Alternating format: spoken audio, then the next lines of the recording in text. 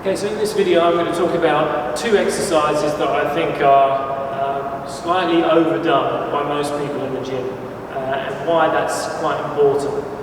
So what I'm not saying is that these are bad exercises. They're not bad exercises, they're actually quite good exercises, but they are just, they're done to death. And currently, for a very good cause, we're seeing a lot of push-up challenges. That's the first one of these exercises, the push-up. Push-up challenges are great for charity, and I'm not going to discourage people from doing them, but they're not so good. They're not so good for your body, unfortunately, particularly the way people are doing them. So I'll just give you an example. I'm going to give you an example of a few different push-ups that I see being done. So I'll give an example first of quite a decent push-up that I might see. So this would be it. So that I would say would be a pretty decent push-up, someone who does a push-up fairly well, with fairly good form, but there's still some problems with it. So if I do that one again with a stick on my back, you might see where those problems exist. So with the stick on my back, I'm going to do that same push-up, and you can see it doesn't really lie flat on my back. Now if I correct this and try and push up with that stick nice and flat, you can see it's a completely different ball game. It's a much harder exercise. And I could do the first set of push-ups all day. I probably couldn't do that much more than 5 with that stick on my back. Now why does that matter? Well, the reason that you're in the push-up position that you're in, so my easy push-up position is this one, which probably will show a slight curve in my lower back. It'll show a slight rounding in the shoulders, exactly how I would be holding myself in my standing posture. So my standing posture isn't perfect, so I do have this slight rounding in my shoulders, and I do have this slight curve in my lower back. I've been working on it quite a lot with exercises like that one with the stick on my back, trying to neutralise my spine so that my body is much more integrated.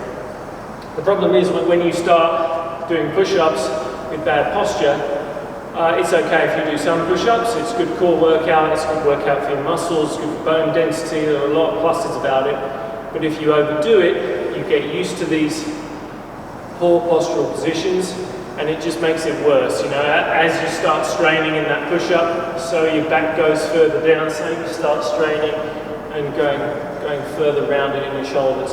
So it encourages you to put in, encourages you that poor postural position. Now, it gets even worse with some people. I saw a chap in the park the other day doing some push-ups, and they look something like this. Now, I've seen people doing push-ups like this. I mean, I've seen them all. And obviously, that push-up is completely different to, it's almost a different exercise to the one with the stick on the back. So why is it causing these problems though? So let's say you do a month of push-ups, you do about 3,000 push-ups, which I think is one current push-up challenge is advocating. Like I say, I'm not knocking the effort for charity, but the problem with it is if you look, I'll put a myofascial line up here on the top of the screen, and you'll see that the muscles are quite interconnected. And when you're doing a push-up, you're definitely loading the pecs quite strongly here. So when the pecs are loaded and you're putting a lot of effort into doing these push-ups and contracting your pec muscles, what will happen is that over time they'll shorten like this. You can have a look at my video on adaptive muscle shortening. So over time they'll shorten like that, and they'll pull your shoulder over even more. So if you're prone to slightly rounded shoulders and bad posture, which almost everyone is, a push-up overdone anyway will certainly start to tighten and bring your shoulder round and forward even more. And that's one of the problems you've got. Also, with that lower back position, it will encourage that curvature in your lower back and could create some pain in your lower back. One of the big problems I see when people overdo push-ups is shoulder injuries, because you've had this shortening of your pec muscle, it's pulled your shoulder out of alignment. Then when you go to, say, you throw a ball, it's a completely different position, yeah? So in good posture, your shoulder moves nicely back and forward. With bad posture, this shoulder can't do as it should, and you put a lot of pressure on your rotator cuff muscles up here. And you can get the same effect if you reach in the cupboard for a can of beans or something. So in a good shoulder position, that's no problem. Bad shoulder position, we've got a problem up here. So just watch the amount of push-ups you do and the quality of the push-ups you do. You don't have to do the perfect push-up like I'm showing. You may not be able to get anywhere near doing that simply because of your postural position. But just watch out and try not to make too many of your exercises counterproductive, and you can certainly do it if you overload yourself in these areas. So that first one's the push-up. The second one I would just ward slightly against overdoing is sit-up. So if I just demonstrate a sit-up, I'll do a full sit-up and then maybe a slightly less severe one. So a full sit-up, and perhaps you can see where I'm going with this after we're talking about push-ups. If you look at my back position here, I'm already in this rounded shoulder position. But again, if you look at the myofascial lines here, I'm principally trying to exercise my abs here, so my rectus abdominis. Now, if I overactivate this in the hope of getting a six-pack, for example, what I'm going to get is a strong contraction here. It's going to pull me into this rounded shoulder position, just like before, as the push-ups are doing here.